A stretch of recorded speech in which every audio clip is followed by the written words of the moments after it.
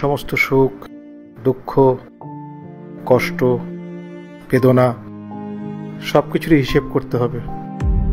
আপনি জিজ্ঞেস করতেন না আমি ভারী জিনিস কেন তুলতে পারি না। হিসাব যদি করতেই হয় তাহলে আমার এই কিডনিটার হিসাব করতে হবে, যেটা আমি ওর বাবাকে দিয়েছিলাম। এই জন্যই আমি কখনো ভারী জিনিস তুলতে পারি না।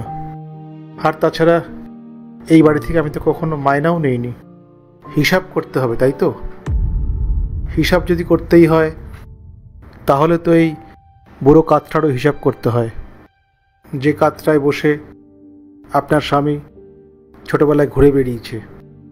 কারণ ও সবসময় ওর বাবার কাছে থাকতো না, সব সময় জেদ করতো আমি ঘুরতে যাব ঘুরতে যাব। এই কাঁধে চাপিয়ে বাবুকে ঘুরতে নিয়ে যেতাম, আর বাবুই আমাকে আজ বাইরের রাস্তা দেখাচ্ছে। আমি এই বাড়ির উঠোনে রোজ ঝড় বৃষ্টিতে বটবৃক্ষের মতো দাঁড়িয়েছিলাম সব সময়। ও হ্যাঁ, আমি তো ভুলেই গেছিলাম এটা নতুন যুগ, আর এই যুগের বাচ্চারা তো সেই গাছটাই কাটে যে গাছটায় তারা ছোটবেলায় দোলনা চড়ত। বুড়ো ভাম। হ্যাঁ সত্যি আমি বুড়ো ভাম, কিন্তু আমি কখনো ফ্রিতে খাবার খাইনি এখানে। নিজের সবটুকু দিয়ে এই বাড়ির সেবা করেছি। হয়তো আমার মধ্যেই কোনো কমতি রয়ে গেছে, তাই তো এবারই সদস্য হতে পারিনি।